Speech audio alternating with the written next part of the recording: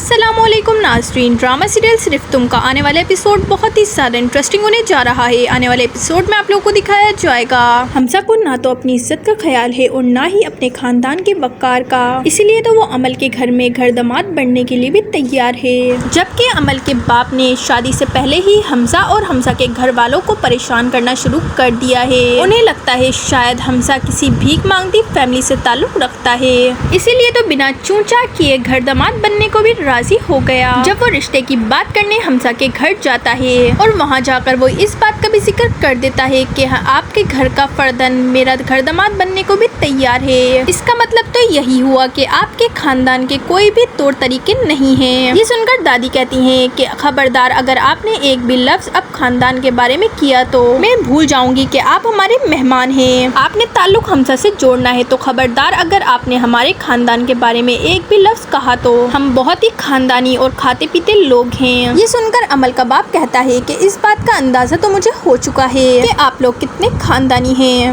کیونکہ آپ کا بیٹا تو میرا گھر داماد بننے کو بھی راضی ہو گیا ہے اور پھر وہ ناراض ہو کر وہاں سے چلا جاتا ہے۔ لیکن اب اس نے حمزہ اور عمل کی شادی کو اپنی ضد بنا لی ہے، اسی لیے وہ حمزہ سے کہتا ہے کہ اسی ویکینڈ میں تم لوگوں کی شادی ہوگی، تمہاری شادی اب میری خوشی نہیں میری ضد بن چکی ہے۔ لیکن عمل کے باپ کو ابھی تک یہ معلوم نہیں ہے کہ حمزہ ایک اچھا انسان نہیں ہے اور نہ ہی کبھی وہ عمل کے ساتھ خوش رہ سکتا ہے، بلکہ وہ عمل کے باپ کی دولت کے لیے شادی کر رہا ہے اور ابھی سے اس نے اس دولت پر غرور کرنا بھی شروع کر دیا ہے۔ دوسری طرف عبیر اور حنان کو اس بات کا پتہ چلتا ہے کہ حمزہ کی اگلے ہی ہفتے شادی ہے، تو عبیر تو صاف انکار کر دیتی ہے کہ میں تو اس شادی میں نہیں جانے والی، نہ تو میرا حمزہ سے کوئی تعلق ہے اور نہ ہی اس کی خوشیوں سے۔ لیکن حنان کو لگتا ہے کہ عبیر کو شادی میں جانا چاہیے، کیونکہ عبیر ہی وہی لڑکی ہے جس کی وجہ سے حمزہ نے اپنی زندگی برباد کر لی اور اس کے لیے گھر چھوڑ کر بھی چلا گیا۔ اگر عبیر نے ہار مان لی تو حمزہ اسے کمزور سمجھنے لگے گا،